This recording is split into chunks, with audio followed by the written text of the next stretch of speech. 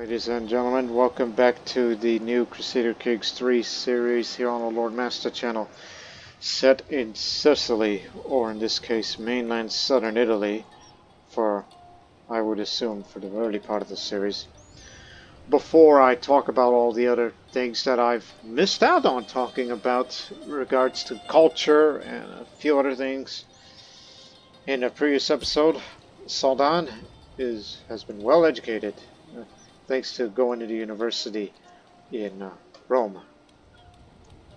Well, actually, the Vatican, and used that as center learning there, and well, I learned well. But what is not well is that Sawdan is severely injured from his travels on the way back from Rome, back to Bari.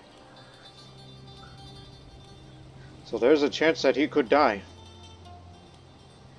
And another bigger problem is that my best friend, Abu Aaron, as he's on his way to back to his home in Mesopotamia, to Samarra. That's where he's headed to.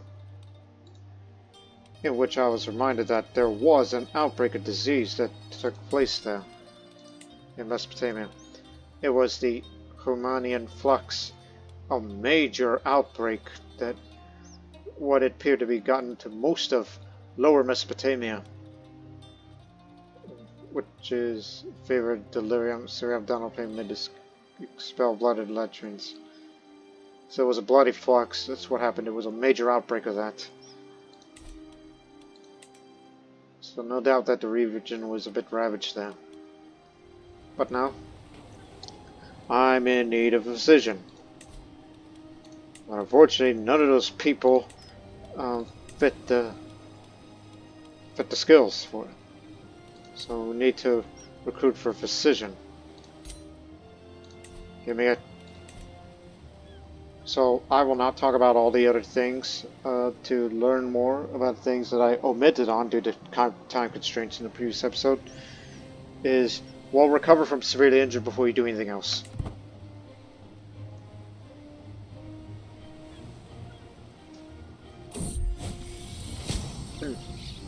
The world is full of dangers, even to an Emir and his Courtiers.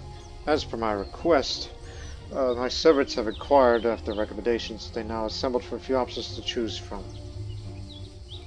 Bernardino the Champion, the Giant, excuse me. He's tall, he's poor. Artemios is quite experienced. Okay, he's excellent. While this one is known in scholarly circles, which he's the... Have I met you before? Because I know someone else named that, and has that same faith.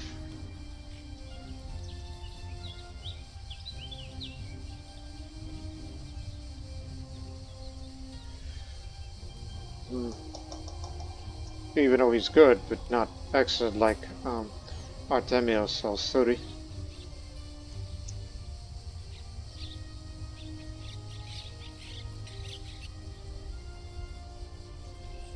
You know, good, there is still a chance to botch the treatment. But mystical treatments can cause unpredictable things. But it may have a chance to get rid of severely injured. You know what?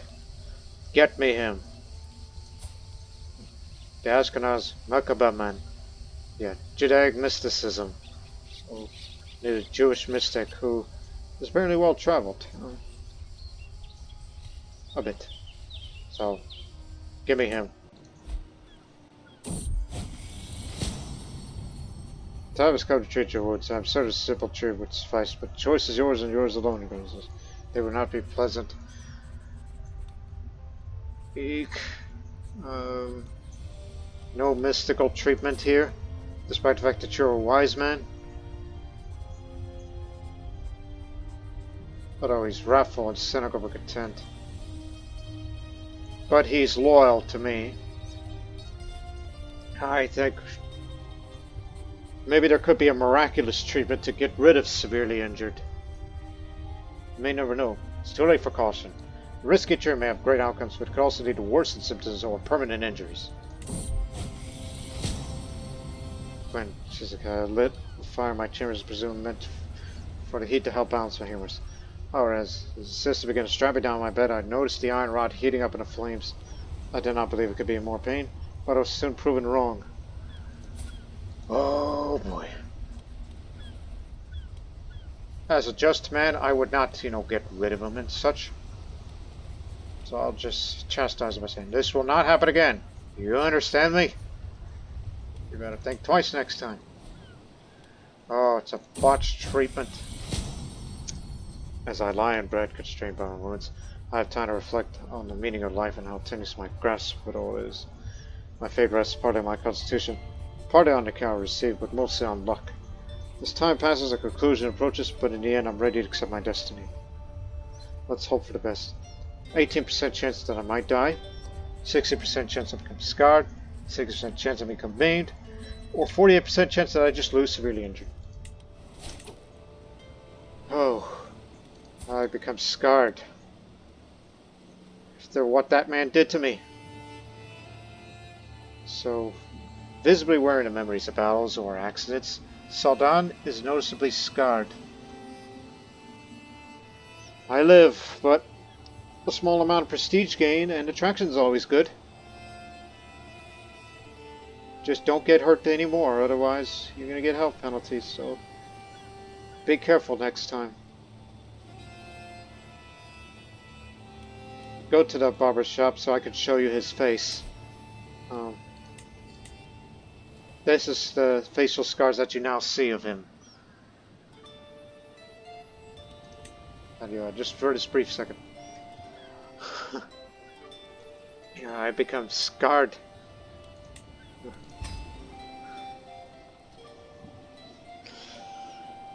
I live.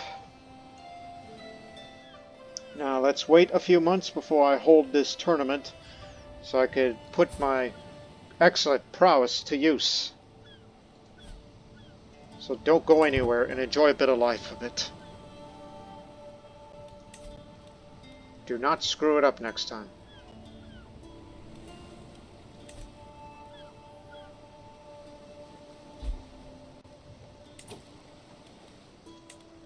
Well, the Sicilian stronghold did appear, which was by him, and a colonization phase, meaning the one the war gets involved ruler. So that means no Seta, just home of a Latin stronghold.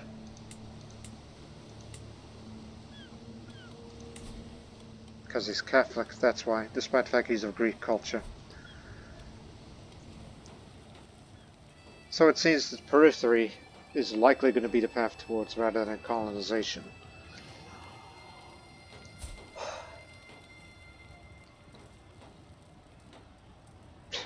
Knowing how dangerous the world is, I kind of want to have a second spouse.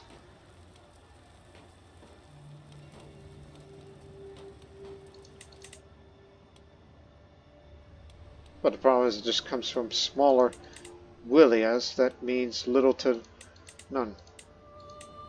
Actually, we may have an ally from across the sea. If there are times that they would come to assist us. And I'd be willing to intervene on your matter as well.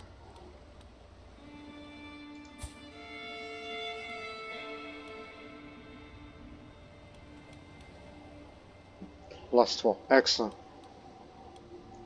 So we do have a potential alliance out of this. Potential will have.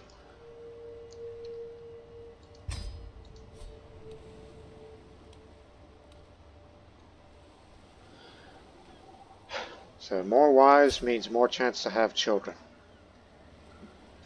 So yeah, it left me scarred, a bit traumatized after those travels in this dangerous country, this wild frontier.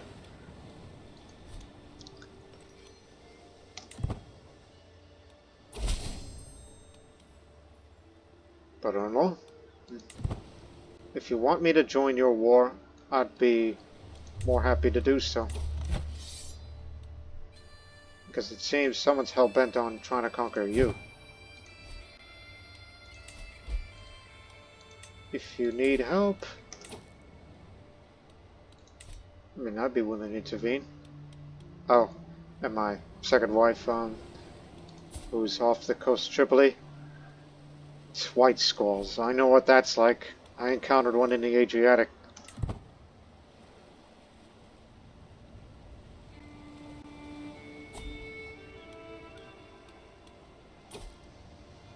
Here it is. Might be too little too late, you know. Yep, too late.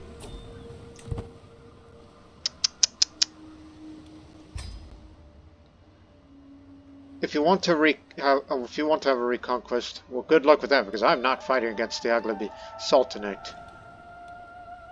No way, no how.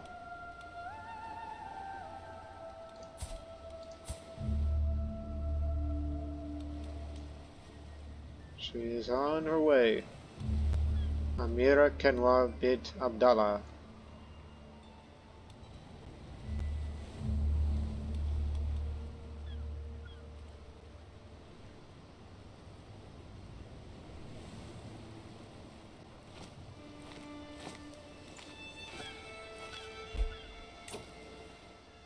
She is here. Good.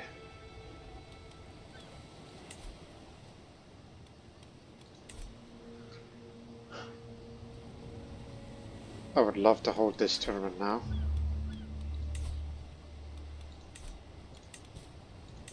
Too bad I don't have any means to try to get more, you know, money. 4 more years until we get this, and then it'll be another 6 years till we get this, and this is a must-have for title creations, especially when we create the title of Calabria.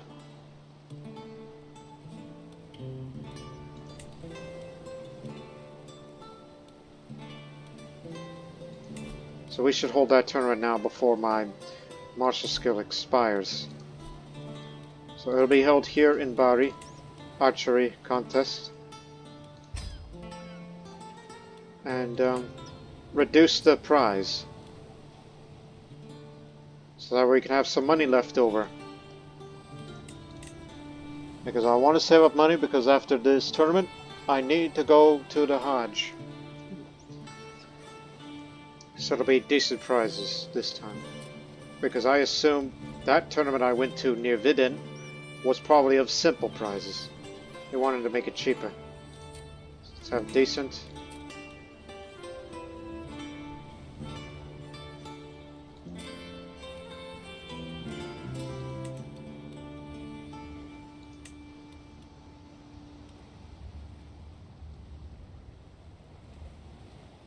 Yeah, these are the local guests, but I'm sure any of the others who have like if any of them are not busy fighting wars,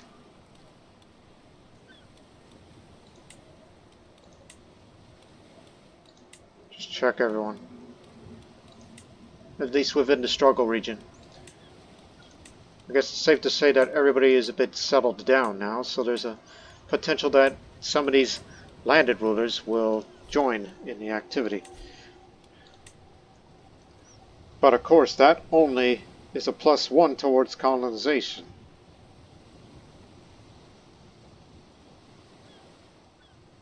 I mean, there are other ways.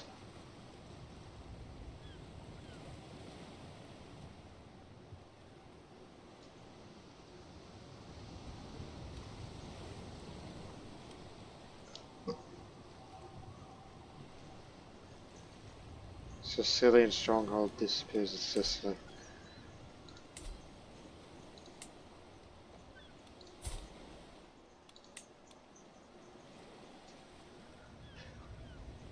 Yeah, which was won by you.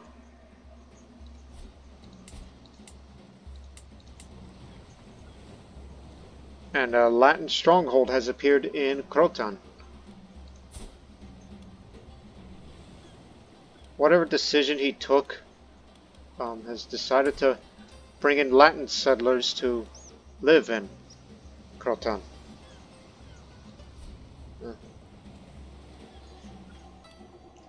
Remind me of that in future. Plus it expires in May, so can we wait 1 month? Okay, there. Just needed to get up to 200 something before I start this grand tournament.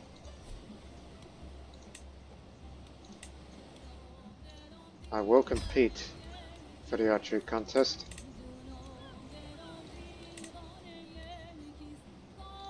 So it will be either common or masterwork for the prize, whoever wins this tournament. And I'll compete in that. So these will be, so this will be left alone. Event weightings are unaffected.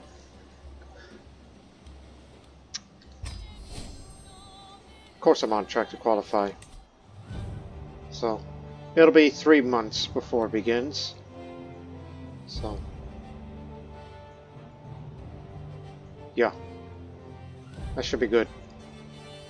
So that way my high martial skill may make a difference as I'll compete in that contest. All we need to know is wait for the things to pop up to see which one of these landed characters are going to join this here tournament. As the door to the birthing chamber is open, I'm greeted by smiling midwives and a crying baby. Emir Sawdan's heart-wrenching wails. I'm so sorry, my lord. The midwife does not look at me in her eye. This tiny covered bundle. Your daughter. She's in heaven now. My daughter in heaven? That's twice that's happened.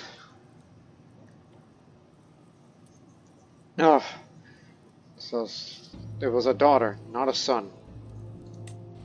You see? This is why I have to be careful with things I do in life. And you gotta have more women in your life. Now, the tournament is at hand at last. Many have flocked to my grounds in Bari, eager to prove their worth or to simply enjoy the spectacle. The sun rises higher in the sky, and the shadows shortened. If I am to compete in the archery contest, I must ensure I will qualify. It will soon begin. No time to lose. Many of the landed characters are coming, but what I want to know is there anybody from nearby, like a pulley? Yeah.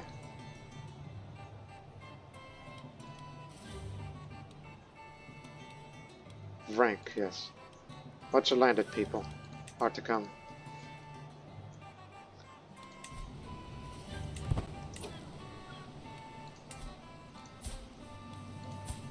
He is here. Right. So. Go, ankle biter, go faster! I hear a man's voice echo across the grounds. I look up to see a small thing hurrying through the sky like a little black bolt of lightning. Soon enough, it swoops down towards the finishing line. Ah, he must have cheated. Your bird cannot fly that fast. Just look at her. She's shaped like a brick. The angry Lulu shouts at the winner, looking smug. Hey, this is a guy who is allegedly a good physician, but he is not. But he's more of a hunter.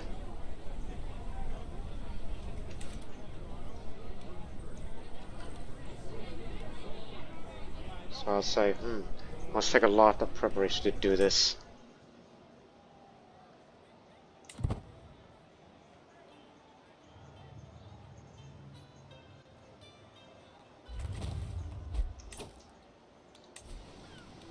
Crop fields finally constructed to have more monetary gain. If you build buildings in the castle, that's progress towards periphery. Be careful with that. So we can assume there is progress towards colonization due to all these landed characters coming to an activity. And you can't tell them to, oh, you can tell them to invite. I didn't know there was that option. And some of that might be too little too late. I'll just take some convincing. But obviously cultural acceptance between us and the Longobards aren't there.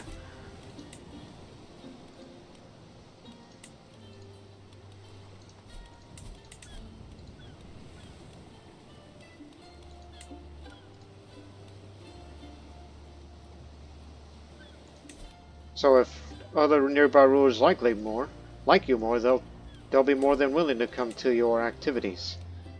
You there, might accept Come on, what are you waiting for? What does that apply to, say, courtiers? That's guest.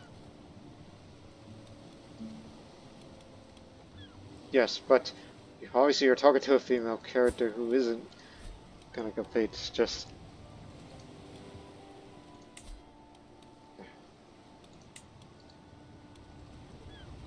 I just simply want notables to get off their seats and come to here. And some are already on their way.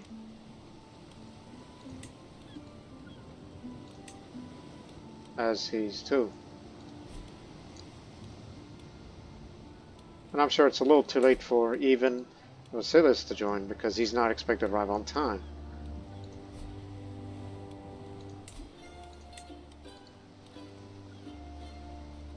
Craven and humble.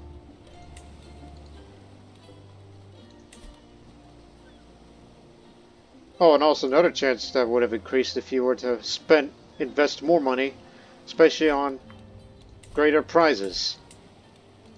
Makes sense. And he's on his way, though sickly as he is. I get it now. I get it now. The current generation of young men from Gravina have won fame for their bravery and strength while serving my armies and garrisons, defending the locals against bandits. They bring much honor to their families. 50 prestige and Gravina, a strong life. The young men of this province have achieved some level of renown for their bravery and skill in war. Excellent.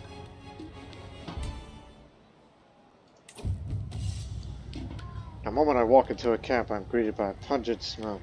Covering my nose as much grace as I can while trying not to get sick, I'm approached by Pamphilus, holding a handkerchief over his nose. You should go away, my lord. Contestants are getting ill. Harmed by the bad air, he warns me.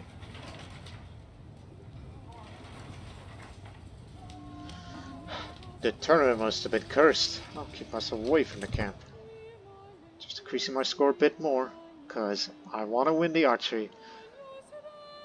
I want to be that ace archer.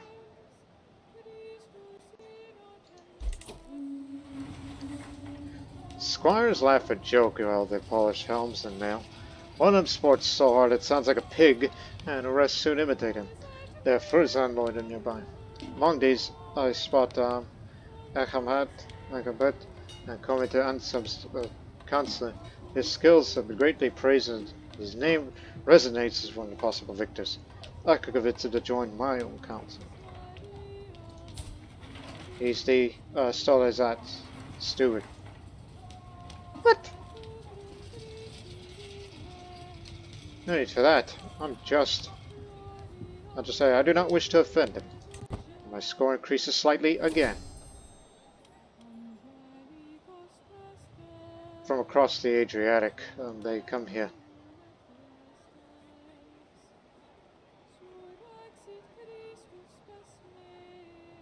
You know, I'll go to the tourney grounds one more time, rather than go elsewhere.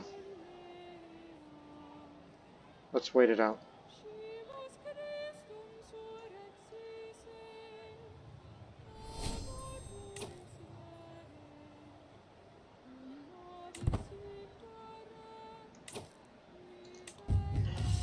Countless lords as far as I've gathered in one place. Constant bickering is small wonder, as old disputes reignite vanity, stokes friction. Listen here, you slippery scallion, Leon snarls, as Shaban fingers his sword grip menacingly. Usually these petty shows of bravado, with a black guy at worst, but his fearsome quarrel threatens to tar the whole event. No one can say what started it.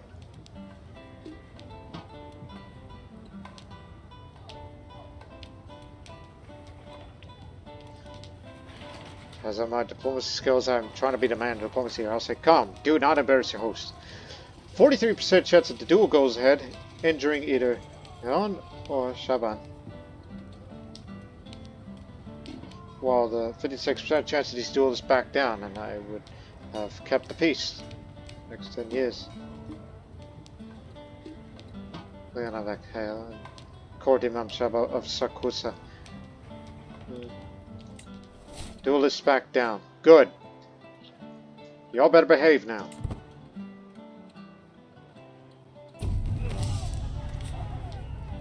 The varied crowd of contestants know about the butts, comparing bows and trading tales and photo shots. The cricket of bows and the twang of the strings carried far. Puck showing a hubbub. The smell of raisin wafted through the still air.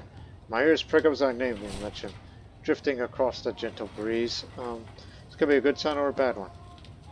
Ah, yes, Asbion, I remember you. You greedy person, you. You're the only one who could potentially beat me in archery, but may never know. See if I'll place a bet. Worse than me, worse than me, worse than me. This is no way to win. No sabotage here. Here at the boogie by the tavern still line, under the stream of VIET, shouts over the heads of my butts. Emir Sawdan is the archery fair. 4-1 on Emir Sawdan.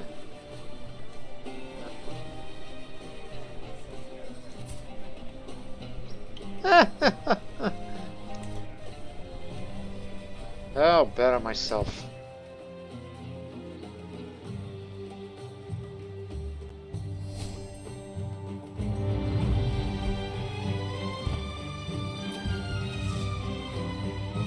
Dusk begins to draw in slowly but steadily as the competition continues. The snapping of strings and staccato rhythm. I lean on my bow, concerned of having this contest ticket so far, such as when the competition begins to draw to a close. As the arrows fly into the past, my butts. If I'm to make an impact on the proceeds from here, I must act now. Because of my extremely high prowess right now, as it hasn't expired yet. With this wind, this trajectory should suffice. 72% chance of score increase moderately, 11% chance nothing, 60% chance decrease.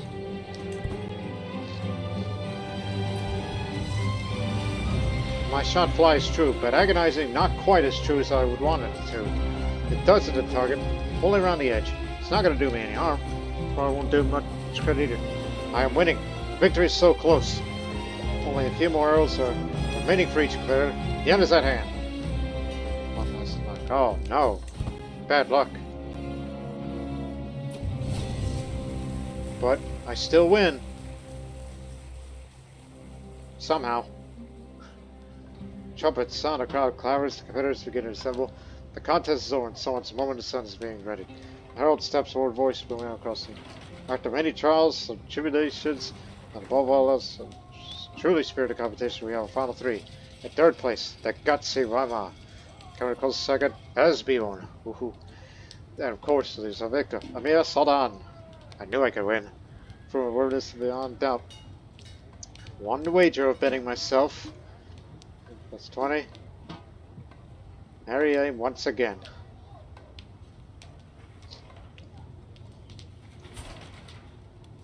Looks like you do have a bit of potential in yourself after all. Ever since I brought you over to defend our country against the universe of Regnum. And I'll have another prize. Maybe they'll give me another prize bow, or perhaps better. You may never know. How about we go to the tavern? I always hit pause before it says 1 day till it begins, so you can pick any of these things. So, food and drink is abundant during the tournament. To the delight of the attendees.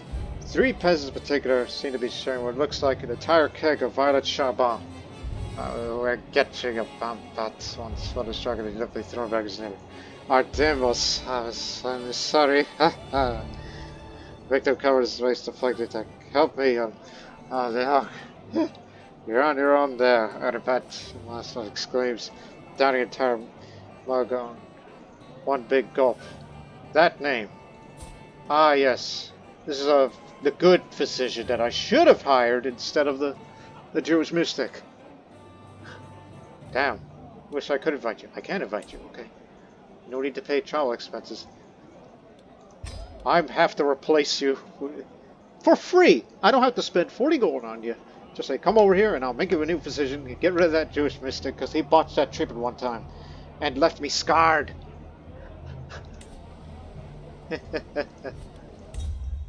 So, So I'll just, and since I'm tempered and gregarious, I'll say, mind if I join you for a cup of Violet Shaba?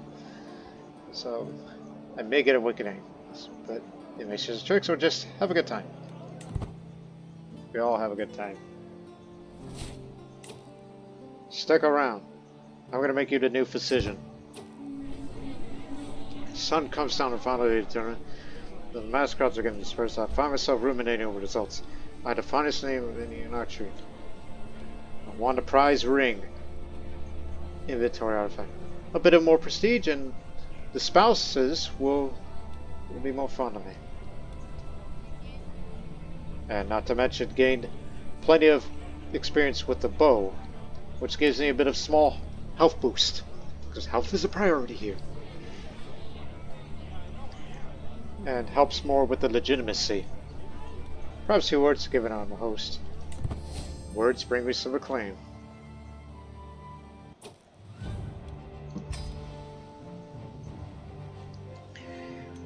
Put this on. An elegant ring of excellent craftsmanship. Its steel shank is topped by a Yashari Shahada engraved into the head of gold, offered and claimed by Emir Sawdan as the prize in his archery contest.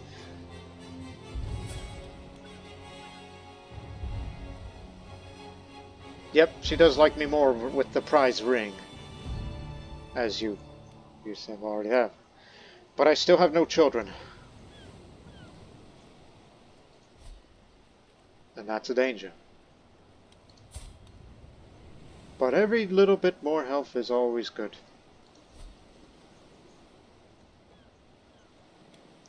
Oh yes, let's talk about something else for real quick. In fact, let time tick along because I want to save up some money because the next activity I'll be going is to go on a Hajj to Mecca, in which I'm expected to have these two, and they do cost quite a bit. But you need some money left over for whatever you may need. So I'm going to let time tick along very slowly before I perform to go on a Hajj. Now that's the Siculo-Arabic culture. We never had time to talk about it in the first episode, because our ethos is stoic, which defend our advantage up in any of the Siculo-Arabic holdings here, whenever our culture spreads more. Our traditions, oh by the way, the aesthetics, the naming practices is uniquely Siculo-Arabic, which means the characters of this culture not only have Arabic sounding names, but they also use Greek sounding names. Because of the whole, multicultural, world that Sicily was like at that time. Especially that there was evidence of, some of the Sicilian Arabs that lived there, they use Greek names despite that they're Muslims. And it's the other way around too, of Greek Christians using Muslim names, like Muhammad, for example. There were instances of that historically. Again, applied to locals, not necessarily nobles and rulers themselves.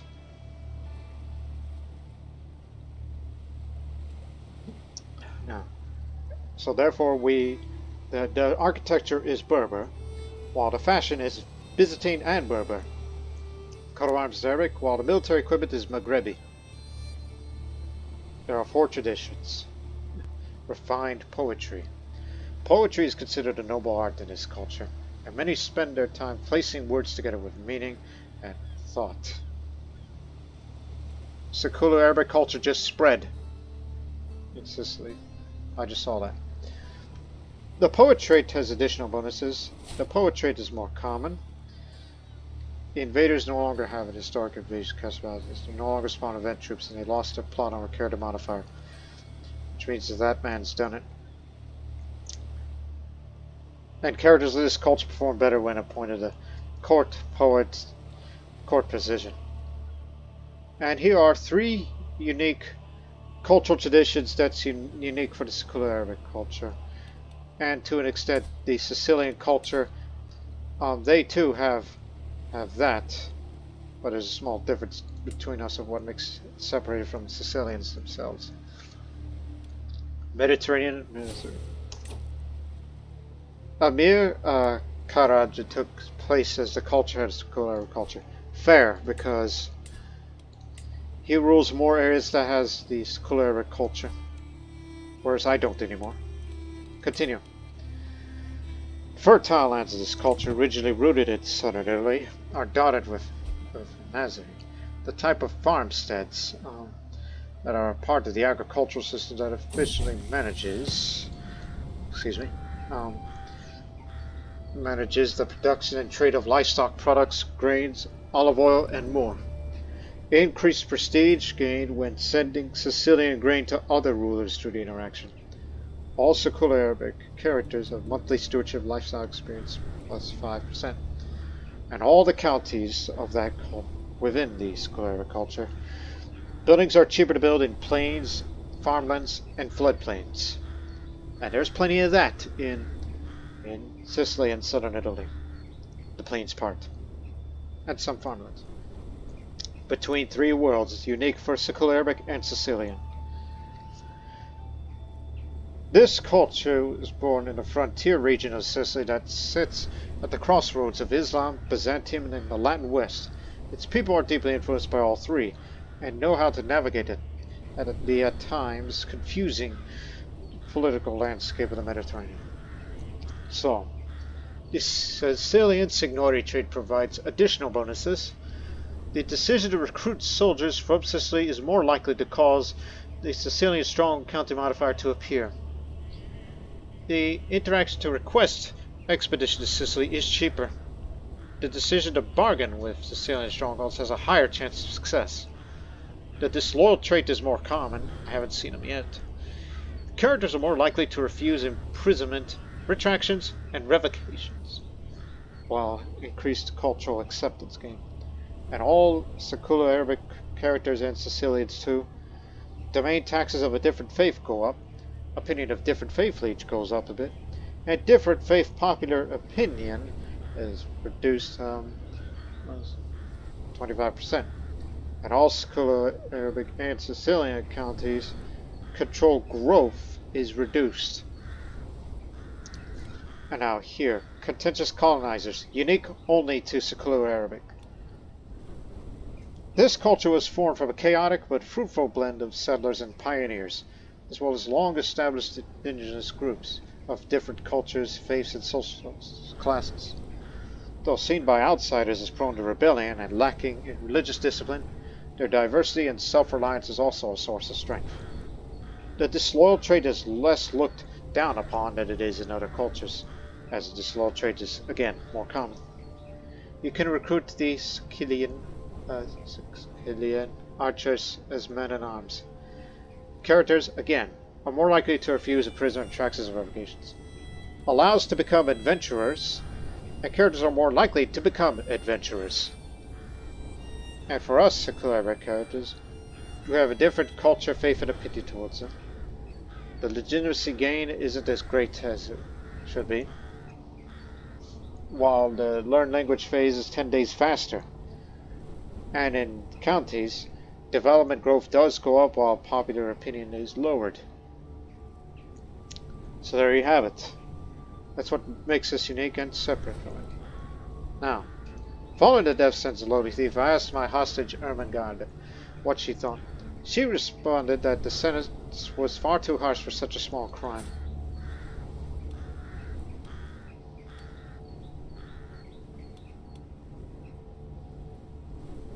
You are brave, you are fickle, but you are just.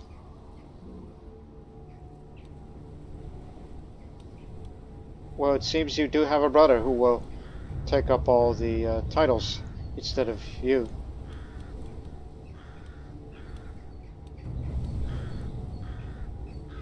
So this is a lesson in moderation of all things. I will teach you that. It is virtuous in your religion.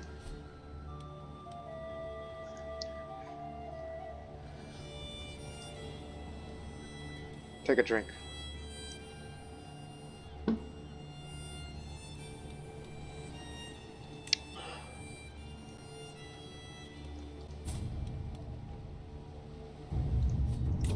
Ah yes, before I even think about traveling, replace him with the excellent position, which I got him for free. Oh, 200 prestige collection. Sorry about this. You botched treatment, and I'm not going to give you a chance to redeem yourself. And I need him to come with me for the upcoming Hajj Pilgrimage. And you're a falconer. And as for you, you're said to be terrible, but yes, you still hold a grudge against me, do you? Yes, you still hold a grudge. Even if it develops to the rivalry, you're not going to do a damn thing about it, because you're too craven for it. But at least you're well traveled. Just let me look at your app. It's poor, but at least he's become a traveler now. And it increases his bit of diplomacy, so thus increasing a bit of the travel safety. And I'm in need of bodyguards. Oh, and a seneschal too. As Bion, as you are an organizer, you'll be the seneschal. Because control is becoming a bit of an issue of the domain that I hold. So, get that back up. In addition,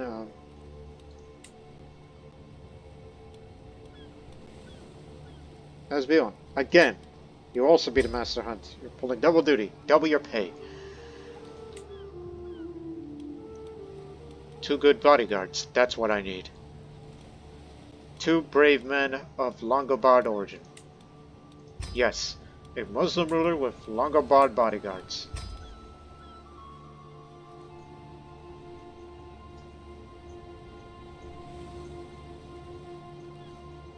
As Bjorn, do you want to be the... No? Well, he's already got enough.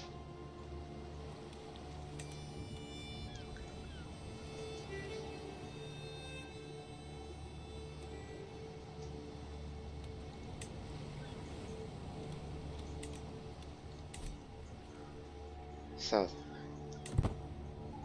there's that.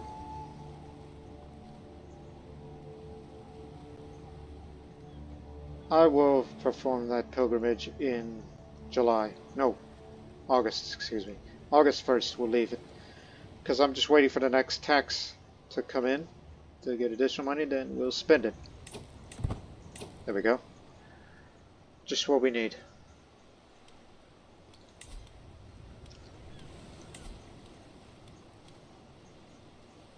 Because you see, under aspirations, you need to become at least devoted servant or illustrious. I'm still quite a ways to get to illustrious. Well, we can get this easy until you perform the Hajj.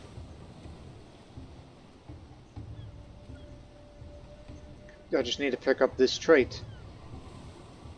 So at least fellow Muslims here will respect me a bit more. And plus, more legitimacy gain. Because look at this. Because I'm rightful ruler. Once I get that, I'll become true ruler. Increased acceptance of alliances, vassalizations, and marriages. So more marriage alliances are a bit more important, including acceptance if I'm in need of more wives.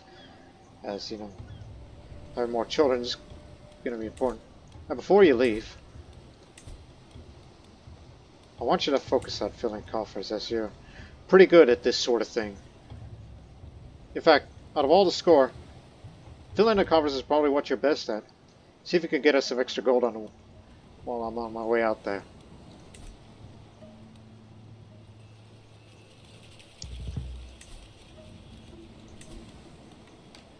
Let's do it. All able Muslims must perform the Hajj at least once. The other types become available after acquiring a Hajj trade. Like say if I want to go on a pious or worldly pilgrimage, to go to places like Baghdad, to visit the House of Wisdom, which I would love to be educated there, but there was that bloody flux outbreak in Mesopotamia that I couldn't be there, and I went to Rome instead. So to Mecca. Unvisit a holy site, unique Muslim holy site, very far away and expensive. And that piety activity reward, whoa. So hire mercenary guards, and experienced captains.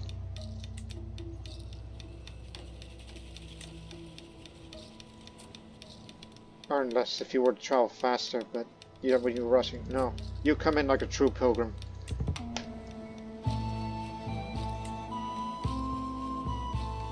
Ermengarde will be coming with me because I still have to raise her.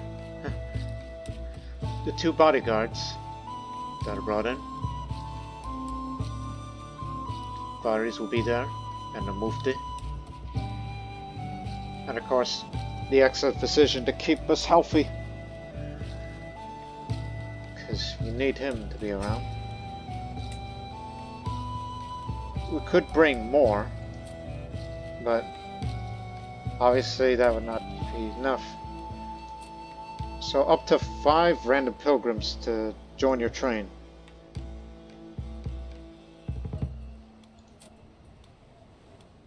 Or you could bring no one from your court, make it travel dangerous. It would just be me, my bodyguards, the physician's caravan master. To me that makes more sense because the mufti's got to stay there and yeah.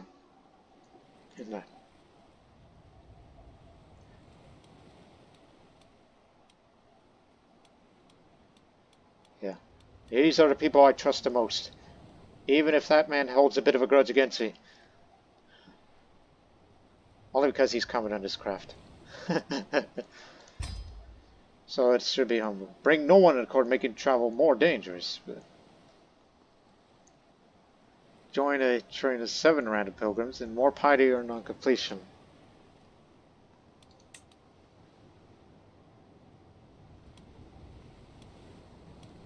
Oh, I'm not zealous, nor generous, nor provident. And zealotry, no need for that. I'm not that zealous. Okay, and customize a route. Just get me the quickest way to Mecca, then after that, we're going to do a bit of traveling to other places. Like, go up to Medina to visit the prophetic mosque. Oh, the wise man tree. Okay, one last thing. God dang it. Hold mystical communion. This is for the learning lifestyle experience. I'll reach her presence while on a transfixed ecstasy. Divine guidance. Every little bit helps to get more learning. So there. Now. Too far away to reach that tournament over in Arabia.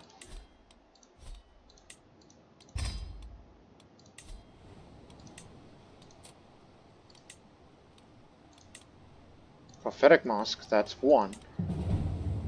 And then we come back down to Jeddah.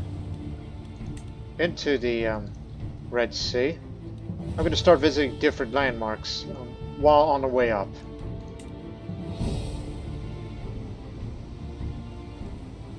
Desert way stations for diplomacy lifestyle gain.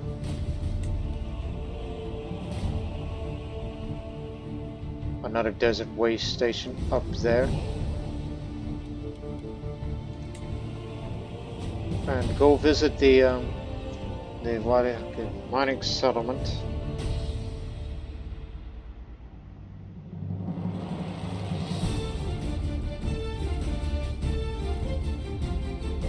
I'm thinking.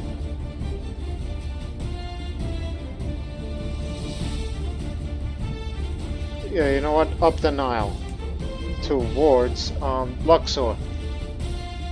Visit the Luxor Church, and then we take a turn towards Kina and Karnak. More stewardship. Get away from the Nile and head towards the Emerald Mining Settlement and North Jabal Qazwa for more stewardship. And then we return to the sea and land at Qaza. Even more stewardship.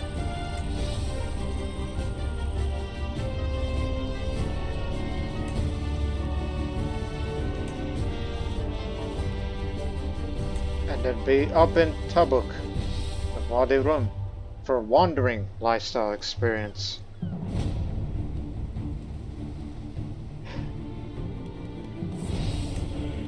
And then we...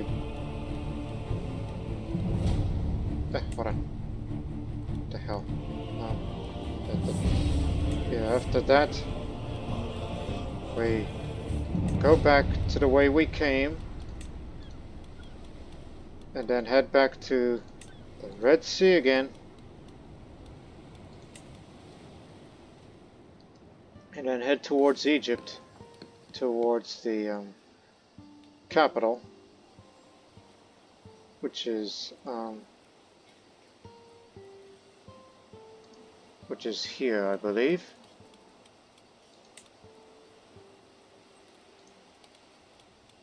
Just in case you miss it. And then you head to the pyramids of Giza for some sightseeing. And then towards Alexandria or Alexandria for more stewardship lifestyle experience. And then we be in the Mediterranean on the way back. I want you to land here and head towards Matera, where the Sassia Matera is located.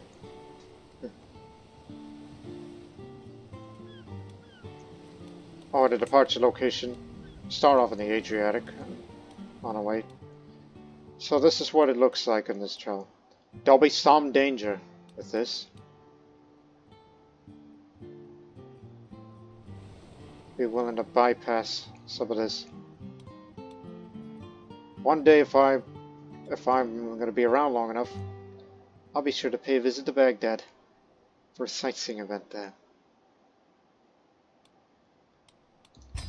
So this will be a long travel.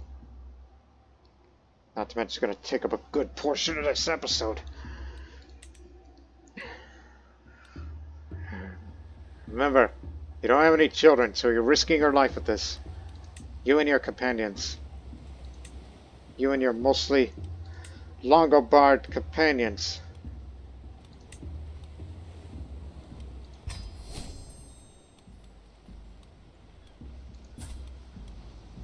Mountaineer and mercenary captain. Oh crud! I forgot to. I missed that part. How did you miss that? Oh, we're screwed.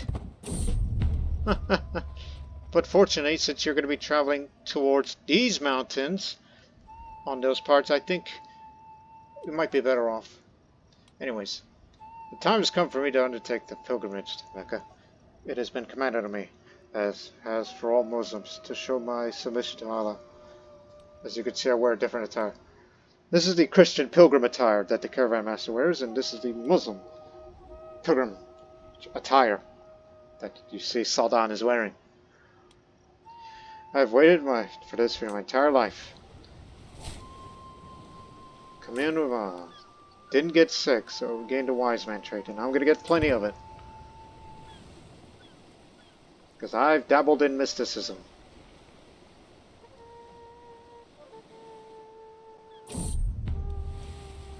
Out here, late at night, sometimes look to the stars and wonder, what is our purpose in life? Can't Allah even see me, this far from home? What am I doing all this for? It is my sacred duty, of course, to be a dedicated pilgrim. Wise man trait goes up. I'll be more pious. Allah clearly does not favor our voyage, as the waves of the size of castles come crashing down upon our humble vessel. The ship is rocked back and forth. Men and women alike cling to whatever they can to keep from turning overboard as the ship grows closer and closer to capsizing. I'm of course stashed away with the other nobles in the safest part of the ship, but as the sky burns with thunder and the sea crashes down on us of all its strength, I fear I shall not live to see another day if I try to survive on faith alone.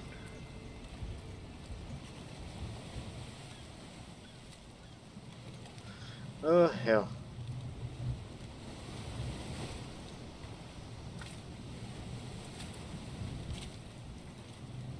You know what? I trust our captain. I trust this craven captain of ours who holds a grudge. 44% chance that he successfully navigates through the storm. 42% chance that he gets wounded and someone drowns. Hope it's not a precision. Or 13% chance that he gets wounded and many entourage members drown, which could include my bodyguards. Trust in the captain. Someone drowned. Singapore. Damn it! Oh, wait a minute. No, it is he who drowned. Oh! Oh! He says, trust me, I'm the captain. My bodyguard didn't drown. He did! Must have been a dramatic turn of events that happened at sea. And it's been announced that Zainab is pregnant once again. And hope for a son. This is why I waited before I leave, so I could spend more time with her. My old caravan master out of shed is more recoiled when he drowned. It behooves me to choose someone else to lead my entourage. In fact, there are two who could easily fill those shoes. My court physician, Artemios, or my courtier, courtier. Wait a minute. I'm aware that I have 2 bodyguards. And I said I was to bring a few random pilgrims to come with me. This man here. Oh, no, he's the mountain man. Oh, right, I forgot. And that's the mercenary captain of our origin. This man has pneumonia. Don't get seasick though, so. You may know a few things than I do, so I said I'll take him. Damn it. These are dangerous seas now, because you forgot to hire a captain. Oh, we're screwed. Out here at sea, when the weather is calm and not a ship is to be seen on the horizon, the peace and quiet is overwhelming. Allah's presence is particularly strong here, and it fills me to the brim. Perhaps it sees the opportunity for quiet contemplation by lingering at this bay for just a while longer. This is Allah's will. Lingering squalls have kept the ship tipping and rolling for hours as I stand on deck clutching firmly onto the mast. I see the chest carrying my prize bow has come loose. I'm far too safe myself, but our damn was within reach. However, he would be risk of falling overboard. Ah, damn it! Oh, not again. And I need him. He's the best physician we've brought. My bow.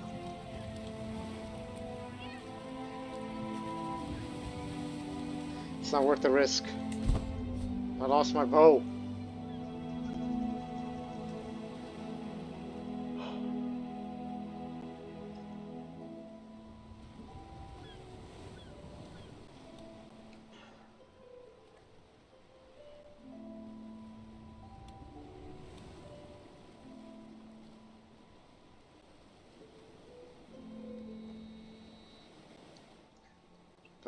Traveling through the Sea of Crete now. Nothing's happening.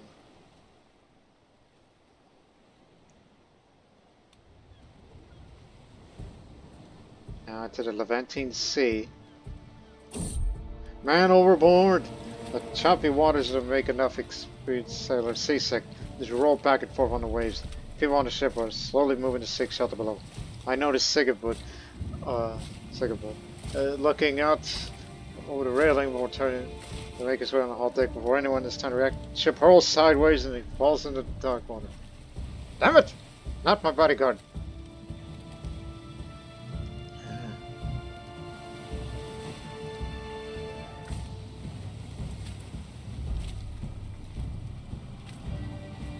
%80 chance that the crew scours the waves and saves him, and he'll might become a friend to me. Or Artemios, who will guarantee to save him, but he would become wounded in the process. But we can't guarantee if he can treat his own wounds. Or just leave him behind. But no, we need to save him. Because of my combined learning and prowess. So again, 80% chance we'll save him. 7% chance the crew saves him, but he was injured in a fall. 11% chance he drowns. Saved but wounded. And his wounds have been healed. To the Nile Delta. As we sail towards Mecca, the fresh sea air is doing wonders, at least for my health and well-being.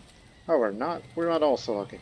I noticed how Captain Taberna has been deteriorating over the past few days.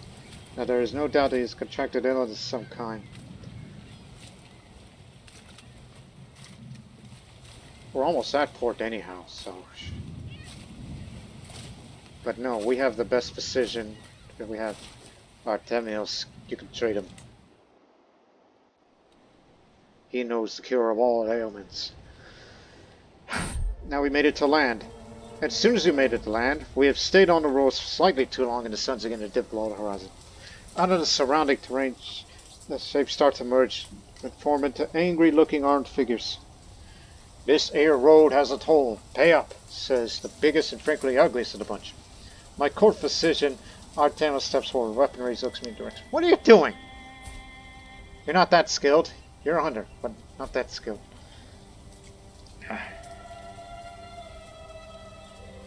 But I'll say, tolls are for peasants, and I am an Emir.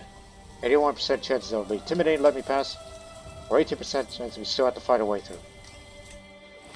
They let us pass.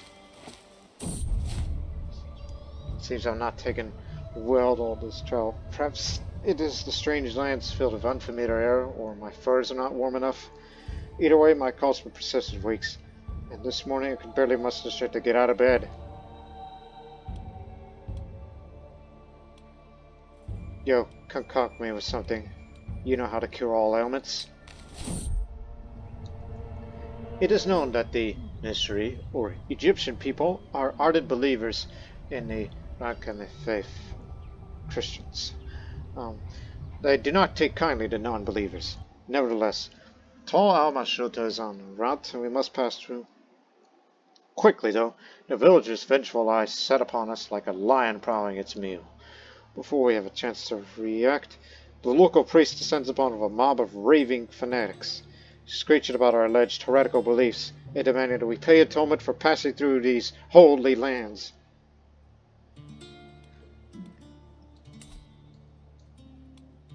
Yes, they're Egyptian Arabs, but there's Coptic Christians here.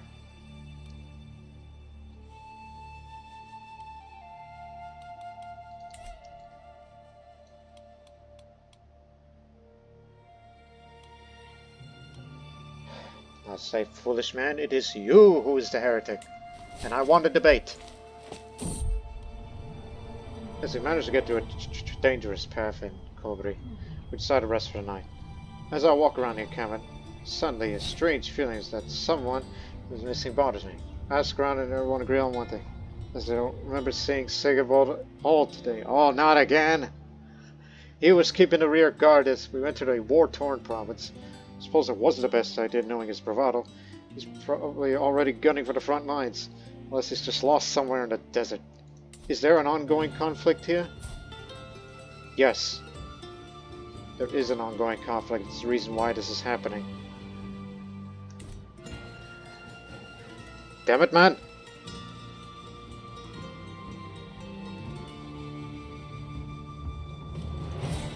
Now, my intrigue and prowess are pretty good combined. So, I'll find him myself. This will be delayed for 14 days. We either find him and bring him back, and he'll have a grudge against me, or we wander around the desert aimlessly. Found him. Get back to being a bodyguard. Bodyguards don't wander off like that. Yes, you were grateful in the past. I failed to notice that you were obese, but you're athletic. Don't take it too personal. I care about your well-being.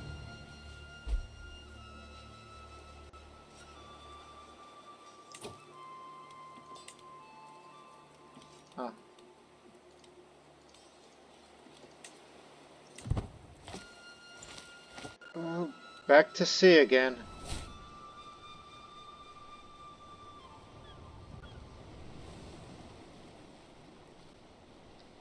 Back to treacherous seas.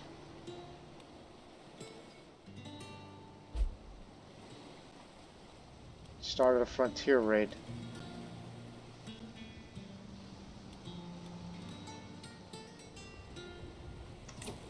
By the way, check your traveler trait. Becoming a bit more seasoned here. But it still does not change the fact of its dangers, which alone with strangers. Well, I think I kind of deliberately made the travel more dangerous by saying travel alone because I'm feeling a bit more pious and bold. So, yeah, this is my fault that we're all going through such dangers. Oh, not again. It was another daughter, but is stillborn. Are we cursed? Is Emir Sawdan cursed?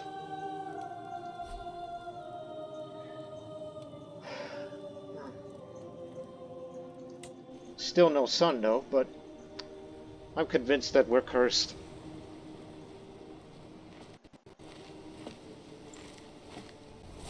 We made it through the desert way stations, which the purpose for these desert way stations is that basic infrastructure such as water wells, rudimentary laundries, and small watchtowers to look out for Bedouin raiders has been set up to provide a minimum level of assistance to the Hajj pilgrims traveling to and from Mecca by boat. We're about to arrive there.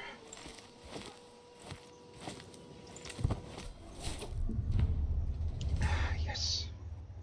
Great Mosque of Mecca is a massive and ancient structure whose walls surround the Holy Kaaba. Many great sultans have expanded upon the mosque and its surroundings since its construction. Every Muslim is supposed to visit this site when on Hajj. As I near Mecca, I find myself standing before the Miqat, the boundary between the sacred spaces of Mecca and the outside world.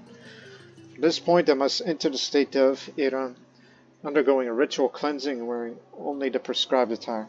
I must also refrain from sexual acts, swearing, and arrogant and rude thoughts. If you don't do this option, you'll gain stress because you're just.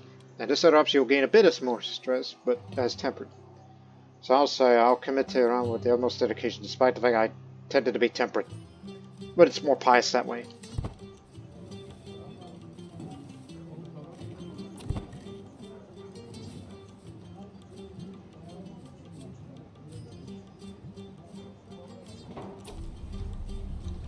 Place of Abraham. Having entered Mecca, my first task is to visit the place of Abraham. This sacred stone is regarded to be the stepping stone Abraham used when building the Kaaba, accompanied by Ismail all those centuries ago. Hajj-goers all around me approach the shrine and bow their head in contemplative prayer. I should do the same. 25% chance that you become wealth-oriented, prestige-oriented, opinion-oriented, or even superstitious. But no, let's get down and contemplate. It's pious that way. I do contemplate on other things, but no, focus on this, of the reason why we're all here. Safa and Marwa. My next task is to walk 7 times between the 2 holy points, Safa and Marwa, in order to commemorate Hajar's desperation and efforts to find water for her son Ismail. Ismail, who later became the forefather of the Blessed Prophet. As I prepare myself for the rite, I take in a sight of the Safa and Marwa, and note the large amount of pilgrims already making the way between the hills from all walks of life. No, I think 7 laps will do. More pies. There you go.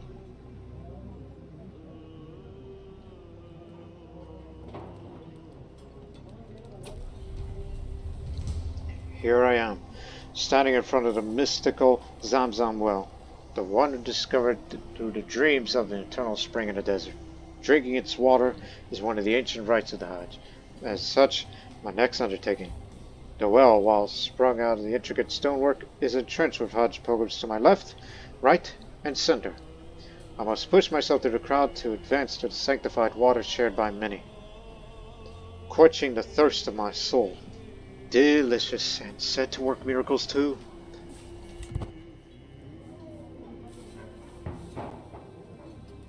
By the way, the activity log, we haven't been seeing. Ah, yes. These are what actually occurred.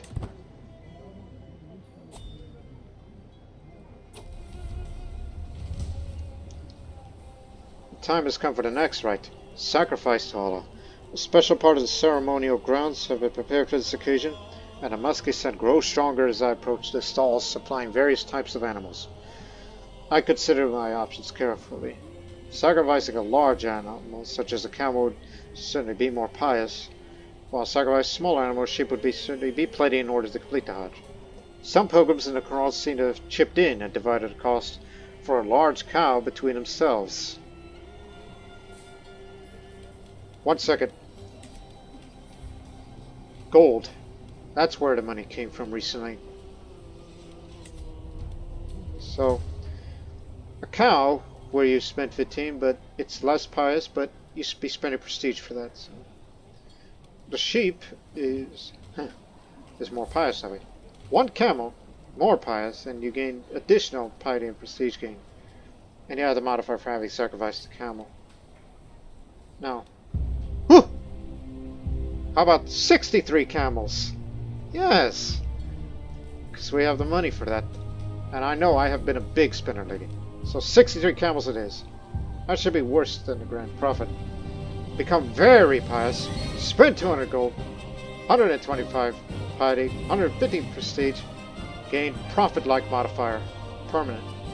This character made an abundant religious sacrifice in the spirit of the prophet during the Hajj. That will make them respect me more. And plus, Dynasty gains a bit of renown. So 63 camels it is.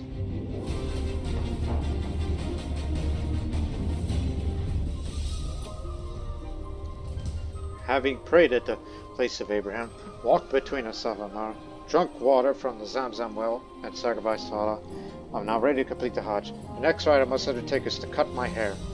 Traditionally, men shave all of it off, but this position is occasionally granted to cut off only part, and women are restricted to just a lock.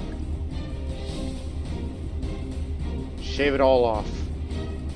Become more pious, and have this for about 5 months to have the head shaved clean. Lowers the attraction opinion a bit, but that's alright. It's a sign of the recent completion of the Hajj. Shave it all off. There, look at me now. Shaved all the hair except my mustache. At the end of this year's Hajj draws near. After the 2 days of Rami al-Jamarat, or the stoning of the devil, I'm ready to complete the final ritual, al-Tawaf al-Wada, and say farewell to Mecca. I am ecstatic that this pilgrimage has been one of, if not the most devoted pilgrimage to all time. God is smiling at me. This being my first Hajj, I'm pleased to undertake the journey to come here. Partaking in the rites, meeting kindred spirits.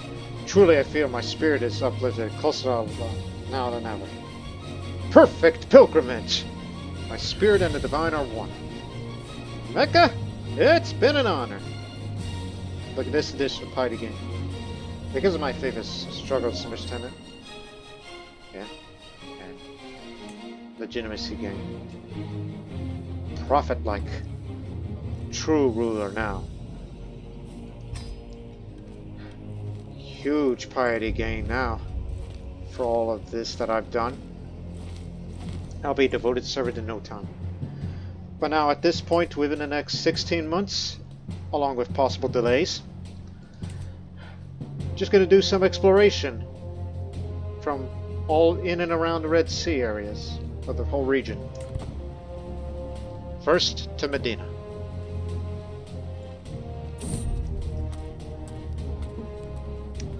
As we wind along the outskirts of Mecca, I see a trail of caravan camels in the distance, and soon we meet with their strange leader. Good evening to you, worthy friend. Come in, come in. I promise you what I have in my soul. Like Hajjaz herself, or for more than they seem, says showcases countless shining trinkets before my eyes. I don't have that much money, but the monetary gain is pretty good, so preservative box.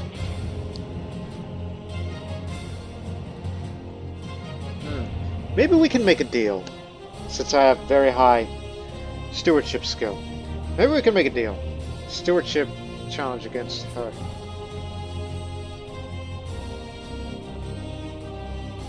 That might do. Just don't make me spend a lot more than it may seem. Otherwise we'll be in trouble. So maybe we can make a deal. I like to have that box. Successfully haggled. We'll be out of debt in 2 months.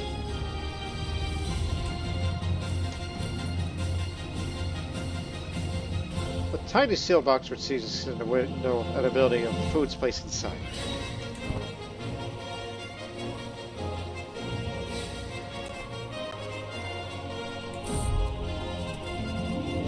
Laden caravan.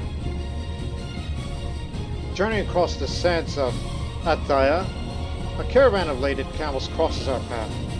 The caravan master notices our entourage and halts the procession. Noble travelers, he calls out with a shrewd glint in his eye. Perhaps you'd fancy a glance at the treasures of these sturdy beasts carry. For the right price, the wonders of the desert could accompany you on your travels. No stewardship skill. What are you then? Pay another 20 to get another random trinket artifact? Or travel along with them for about 30 days, increasing the safety of it. Or a random famed artifact. No need. I don't have the money. Perhaps we could travel together for a while. For the next 30 days, so we'll join a group of desert merchants, making the journey safer. Trade him.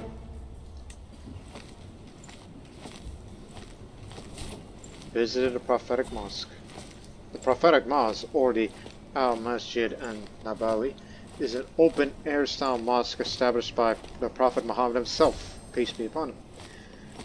It was one of the first mosques that he constructed, and this site was close to where he had his residence. Picked up a learning park. If I were to have children of my own, get this.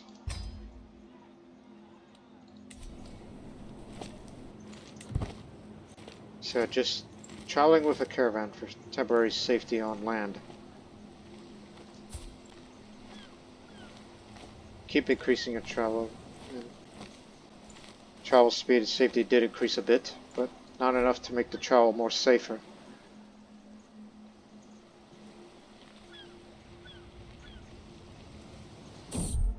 Oh no, not again. The sea is not kind to us on our way to Bari, as we keep experiencing turbulence in our seafaring. As soon as the captain yells out the warning, the people are faster moved to below deck this time. However, Archery lingered too long and falls overboard with a low splash. My other Blongabard bodyguard. Not again. Save him. Saved but wounded. And his wound has been treated.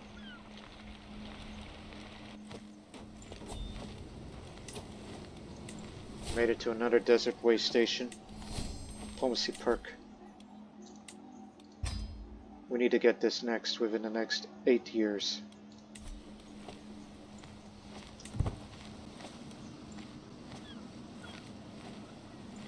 Travel along the coast.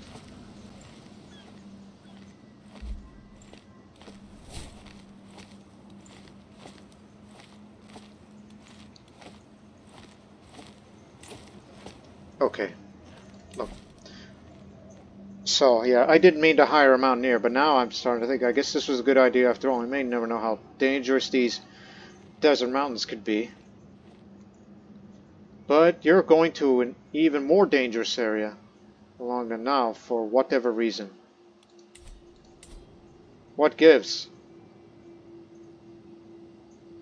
Plus control. Some areas do have control, others none. There must have been conflict here recently.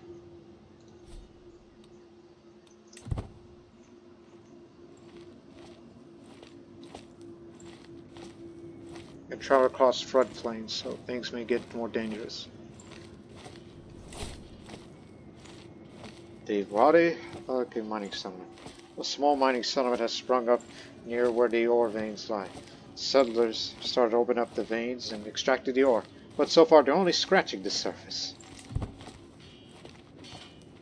Yep, there's conflict, we knew it.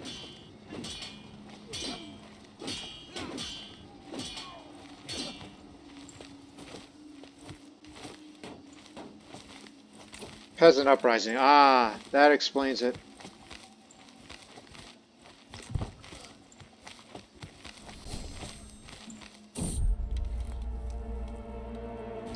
Artemis. Oh, he's sick now. I can't afford to lose him. Well, he's a damn good physician. But he's in good health. He understands.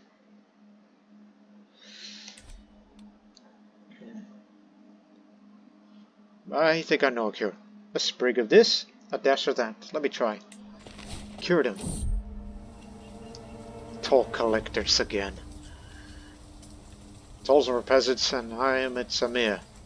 You got that? Each time we encounter such things, we pick up seasons a bit more. Get that, and travel may become a bit safer. Luxor Church. Many great monuments lie across Egypt, and Luxor Temple has stood for centuries as the finest example of ancient Egypt's legacy of brilliant engineering. Luxor is a testament to the power of the pharaohs once possessed, but they are no more. Parts of the temple have been converted to churches. Additionally, devout Christians settle along the temple ruins, building houses, shops, barracks, and more. Another Sicilian stronghold appeared there. It's definitely going towards Periphery, if they keep this up with the frontier raids. Look for a second.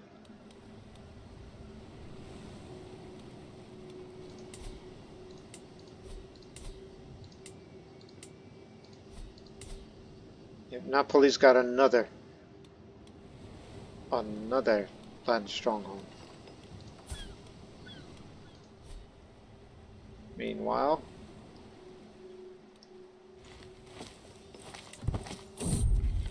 Akbar, the wolf boy. As we travel through the wild lands of Gift, I find myself a distinct feeling of being watched, hiding. Though poorly, I see a frail, dirty boy watching our entourage. A member of our caravan informs me that the locals say these lands are haunted by someone they call Akbar, who is said to have been raised far away from human society by a wolf. There are no wolves in Egypt. Are they? I'll have to look that up after this recording. Apparently, the poor creature's taken a fascination of us and even started to speak some basic Arabic, though not to the meaningful proficiency. Akbar, son of wolves. He's dull, but he's robust.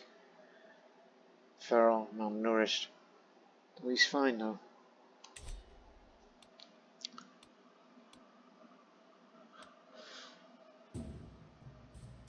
I'll train the boy. I'll raise him as if he were my own. Wall! I hear Eric's shout of panic. Soon thereafter I hear a loud cracking sound, like that of wood breaking or of my patience finally snapping. I step on the dirt and see the splintered remains of the wagon wheel. My wagon wheel. I'm sorry, my liege. It was my turn as a lookout and I fell asleep at the reins.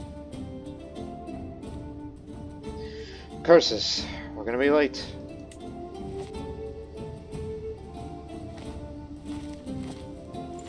My hair grew back. The Sentinel Mountains. As a silhouette of Gaza looms ahead, the rugged outlines of hill forts command the landscape. A brutish-looking group of warriors approach. Their leader, the chorus them all. My lord, he nods. Where are the men from Walim's garrison? For a small fee, we can protect you on your journey. What say you? Honestly, the sea travel's more dangerous than it is inland, you know. This is part of the Wandering Nobles for this event.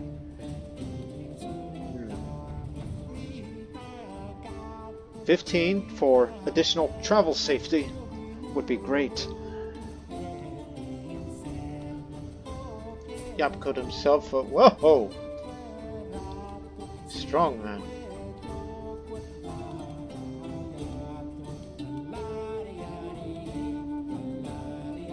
So I'll say, hey, why not both? I'll be willing to pay more. So y'all look for me. I'll double whatever Emir is paying. I want both. So we get Jakob Courtiers here, in which he'll have a strong hook for loyalty. He'll be loyal to me. Not to mention be one of the good soldiers of Faruza. And in addition, the rest of our journey will have hill fort garrison guards, so they'll make the travel safer now. One foot after another, I slowly move toward the narrow mountain trail. I suddenly hear a rumble and quickly silent scream. Shocked by the commotion, I whip around. Instead of Artemius walking behind me, there's only an equally befuddled, tired face of Jakob standing in front of the freshly faced turnlocks. "Where's Artemius?" I demand to know. My voice escaped my dry mouth. No response, faint whistle in the wind. Oh, no. Not him. This is the man who's kept us healthy, treated our wounds and such. Artemius, we will save you. Me and my entourage attempt a mountain rescue. This is very dangerous, and many will perish. Ah! He was not found.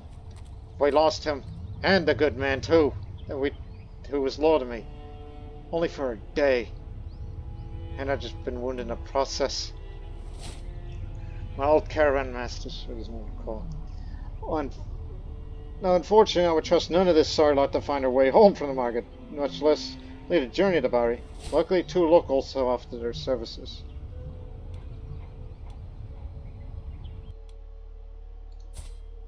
Christopher would do just fine. Christopher, that's how you say his name. Siculo-Arabic. Fortunately, he has high diplomacy, so that means safer travels. So I'll lost our precision. So, is there anybody left?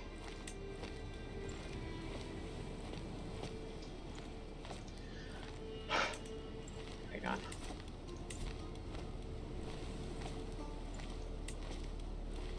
Sick of it. Damn it! I know you're traveling with us, but he isn't in the entourage with us, so... Well, I guess you're getting your job back. So we're going without a physician. But fortunately, travel inland will be a bit more safer now because, 1, we do have a hill fort garrison guards, high diplomacy, and also shyness from Christopher now.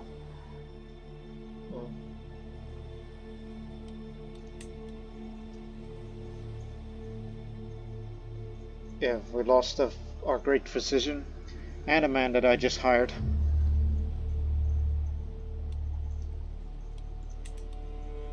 We still got some ways to go.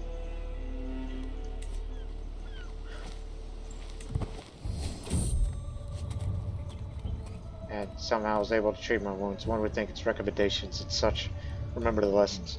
Anyways. Cosmopolitan is home to a famous wayside shrine that I happen to be passed by today. Locals tell us it isn't uncommon for travelers to spend even a few days praying there. For it is said that doing so will ensure safe passage for one's journey. I'm unsure how helpful praying this would be, but I should be able to at least pay my respects to Allah while there.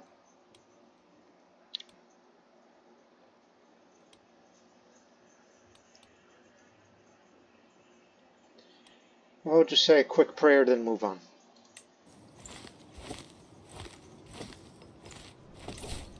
Emerald mining settlement.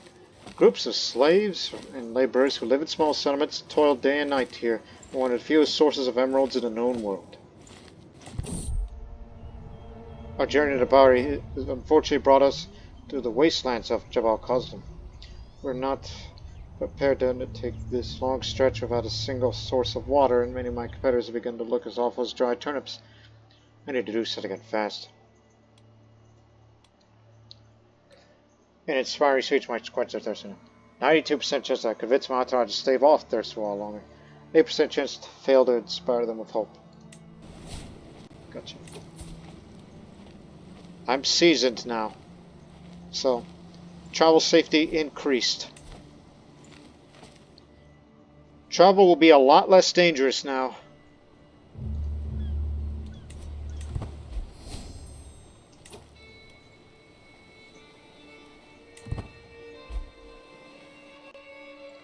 Reformed Sicilian government practices by the man from Sorrento. Somehow I impregnated her. Pray for a son. Because daughters are not allowed, apparently. Whether or not we are cursed. First things first. Casa Alfare. A monumental tubes carved deep into the monolithic rock. Remnant of a once wealthy and powerful pagan city. It rises from the desert all alone, sultry and dashing in winds, prompting locals to name it the Lonely Castle. Meanwhile, here's another event from Wandering Nobles. We sit in a quiet empty cavern in Hajj when a loud band of ragged-looking soldiers come barging into the common room. Their leader, a confident brute, pushes one of my guards aside and has the audacity to sit down at my table. Noble man, eh, my lord? Interested in the services of the best band of mercenaries, more loyal men than you'll never find. At least if you pay his property.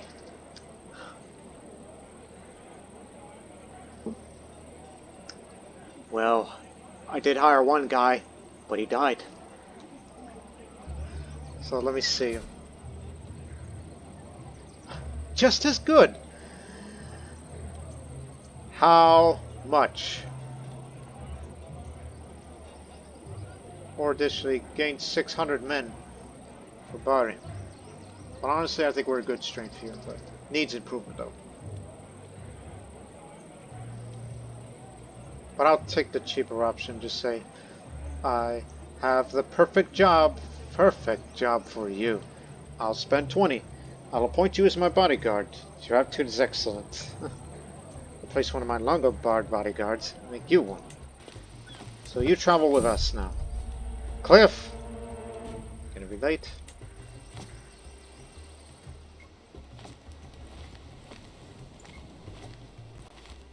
Oh.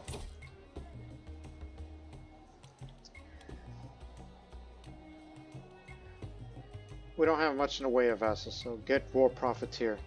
In case if we ever go into a war, at least there will be a monthly income while at war.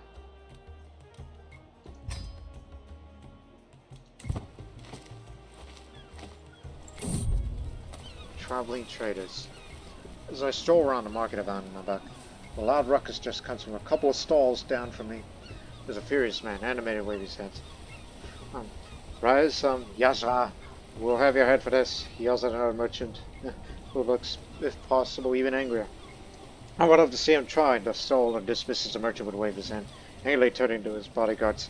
The merchant clearly intends to get a deal one way or another.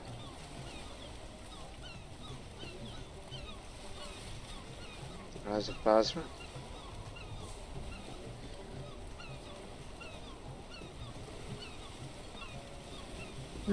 Seems like a perfect time to make some coins, huh? Let's see if we could squeeze some wares from him for a cheap price. Stewardship challenge against Kodaya here. It's like, yes, he may be good at it, but it does not compare to me. So, 95% chance I take advantage of the situation and he pays 40 gold to me. While the Rise of Basra will dislike him more. 4% chance has been taken advantage of and I have to pay him. Gotcha. Traveling the desert on the outskirts of Annabach, we're suddenly attacked by a swarm of bandit riders out for blood. We're so close to holding. Surely Razalia will send help. As time drags on, we're being chased by these scoundrels, the longest avoiding battle. It becomes painfully clear that no help is coming. Knowing what I just did, one would think, right? How could a ruler let militia riders like this inhabit his borders? My first killer rides up next to me. Saw him look in his eyes. We both know the tactical we've practiced in the past. Did we? So, 34% chance you survive, 10% wounded, you don't need to 10% chance you become maimed, 44% you die. No, I've been through enough, so I'm gonna go with something that goes against his character. Khalil, you know what to do. He'll stay behind and distract the attackers.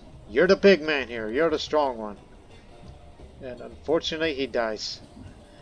That's the second time I hired someone and he gets killed for it.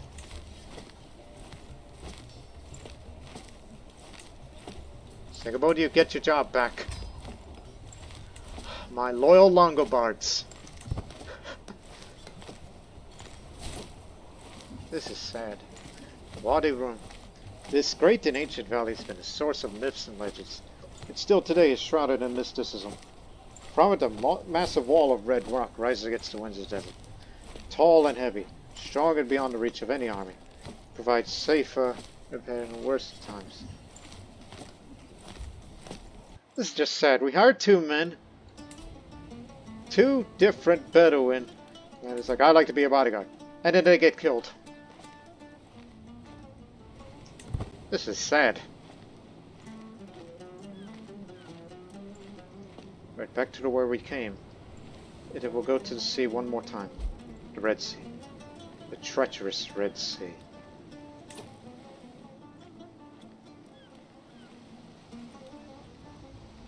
Convert local involved faith or culture that's periphery.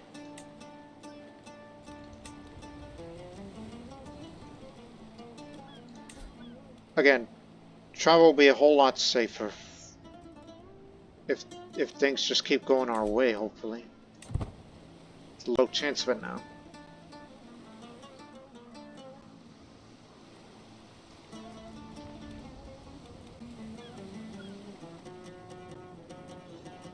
So we'll be traveling throughout the lands of Egypt.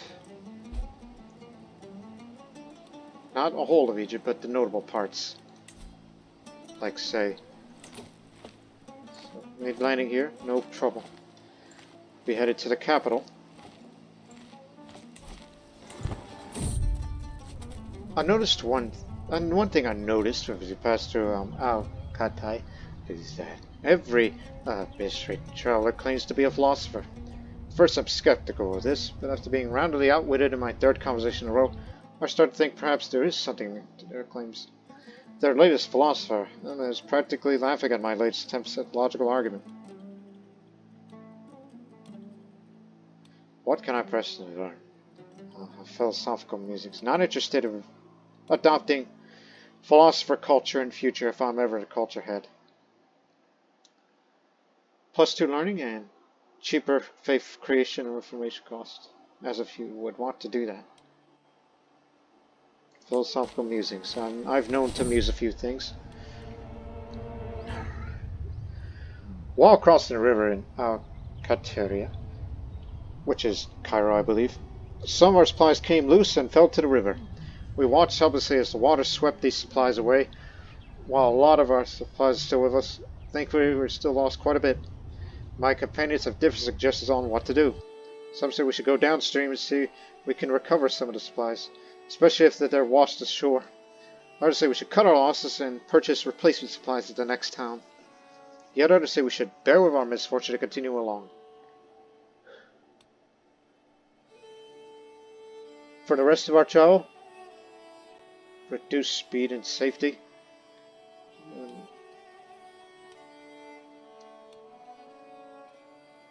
Ooh, no. Purchase supplies in the next town. We have the money. Ah, yes, the pyramids. The pyramids. Most prominent the one that Caps stand as the wonders of the ancient world. Vast and oppressive. They enhance the image of any ruler who controls them. At least I got to see the pyramids. As we travel by the Nile, we noticed a man loudly cursing his life and complaining about his treacherous crew. As we get closer, we see him standing by the remains of a small wrecked trading vessel. My lord, can I ask for a moment of your time? I'll happily pay for some food and assistance with repairing my boat. He asked with a pained smile on his face. I noticed most of his goods seems to be well kept despite his misfortune. Another event for wandering nobles.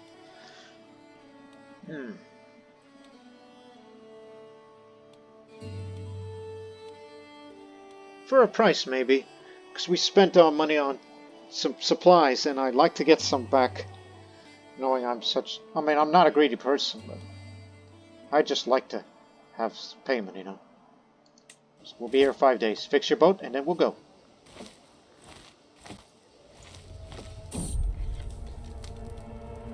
Chris Stafford is in charge of our food supplies. She must have revealed our provisions are all but useless. Have it poorly stored. Patches of mold cover the bread and produce. Where Cookie used up our remaining dry food, the party grows hungry as dusk begins to fall.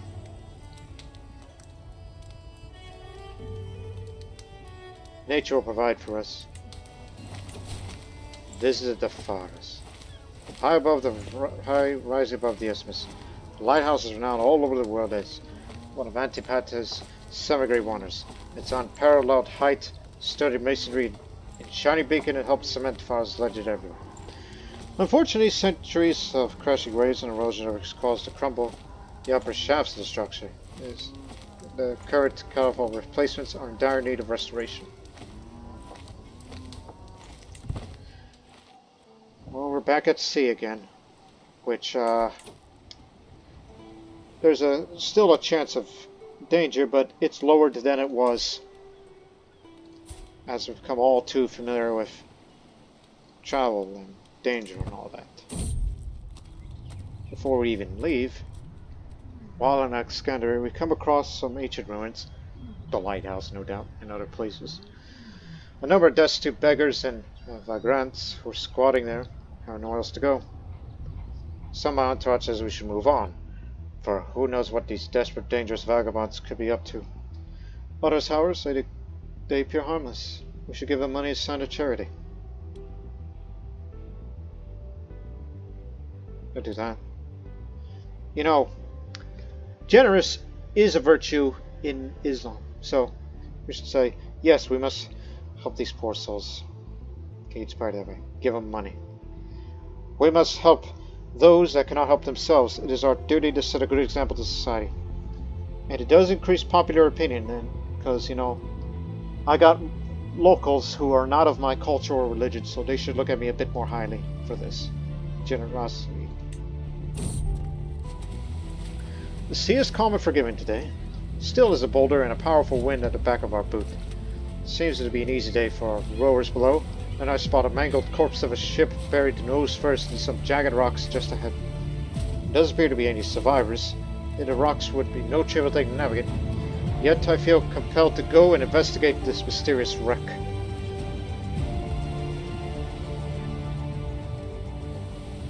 Well, let's investigate. So, 60% chance we may find something valuable, 39% chance that there's nothing.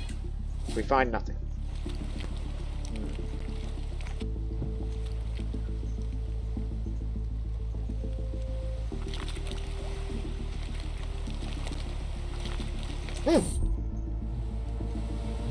White squall, turn to port. The coxswain is horrifying and does not suit the calm weather. My ears are filled with increasingly louder roar of the wind. Less than a heartbeat, the moist white mist that engulfs the whole ship. Louder than the wind, the mainmast cracks and falls overboard. So as it came, the squall moves on. Our boat lazily rocks on the calm sea, dragging torn sails and broken oars along.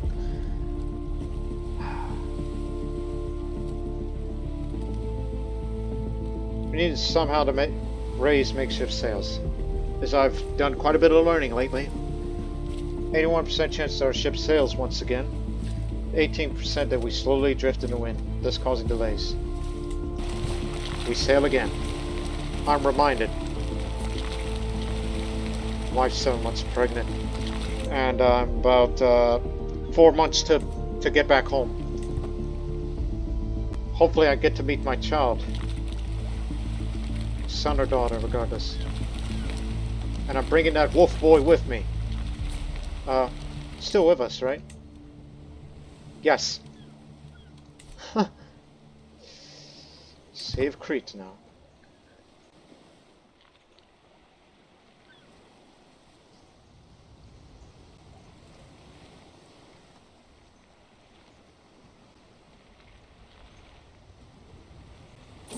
Mediterranean Sea. As we sail towards Bari, the fresh sea is doing wonders for releasing my health and well-being. I'm not so lucky. Notice how Akbar's been deteriorating the last few days. There's no doubt he's contracted illness of some kind.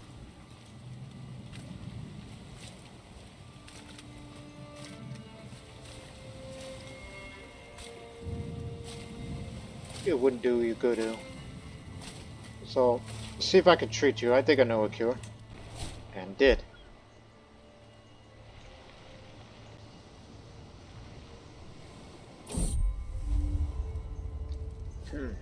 Recently I was approached by Emir Sawdan, my second wife, who seemed to suggest an invitation at a curious party organized by herself. Had participation several people all willing to engage, all sort of creative sexual intercourse.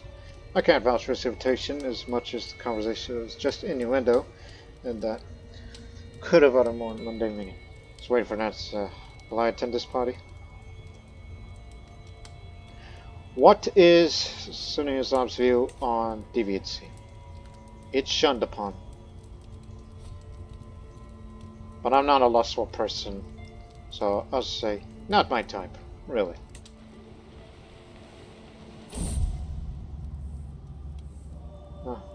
The midwife finally exits the birth chamber with Sophie crying bundle arms. Relief washes over me. Then I see a look on her face. I'm sorry, my lord. My Zanab words fail. My voice says all. One life is extinguished, but a new one's just begun. I must stay strong for my daughter. Perhaps the curse was real. She died in childbirth. Oh boy. That's my lover who's gone. As a nun, you will be named. Such tragic beginnings.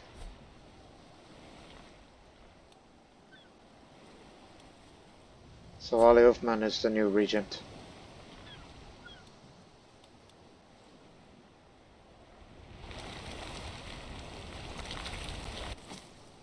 We made it back to familiar territory in the Sassi of Matera. True cave cities can be found throughout the Mediterranean, few as spectacular as those found at Matera.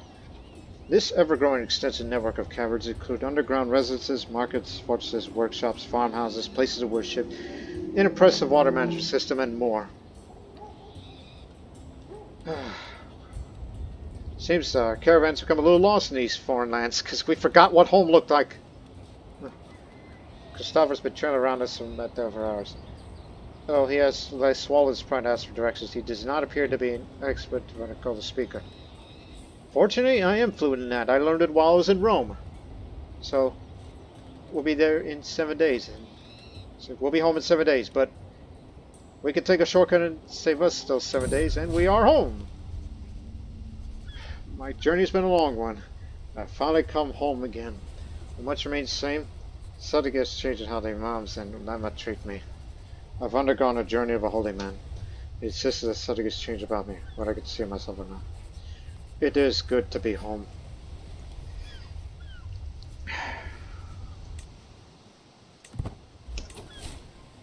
And with that, we'll end this episode with this little act. We can now have our first dynasty legacy of the Nabi. Populous Tringlingos. So increased opinion of different faiths, and another 10 days faster to learn a language, and doubles the trade experience gained for the Sicilian seniority trait. So there you have it.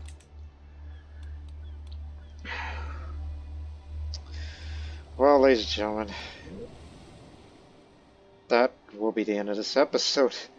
Just lots of perilous travel that I guess I kind of did that to myself. But nevertheless, I'm a devoted servant, and I lost my lovely wife, and I have her now. Even though she's of a different kind of Muslim faith, but it's alright. She's lost phone, likes me enough, though a bit shy. So obviously the first priority for the next episode is to, look for more women to marry or to betroth to, to create alliances from either from another part of the Mediterranean or even locally if they got daughters of their own. And then at the same time, start spending money to increase the benefits like levies or even another man-at-arms. No more traveling, okay? No more traveling until I get another perk. Although it would be a good idea to have internal affairs focused, I should look into that in my later life.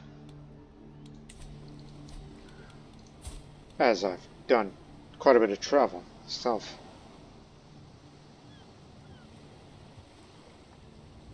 Yes. So, well, we hope you people have enjoyed this episode, because that was a lot of traveling.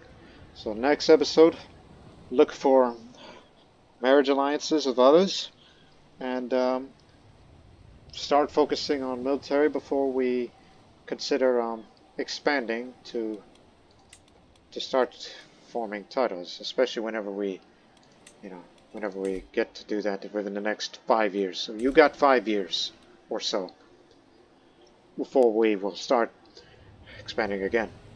Well, we haven't expanded, but you get the idea. You get the idea. So, I have a daughter, but not a son, so we're still in danger of not having an heir. Hopefully, fortunes will change, because I'm not the one who's cursed.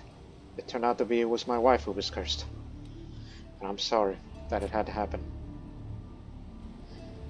So, we'll see you in the next episode. But until then, so long for now.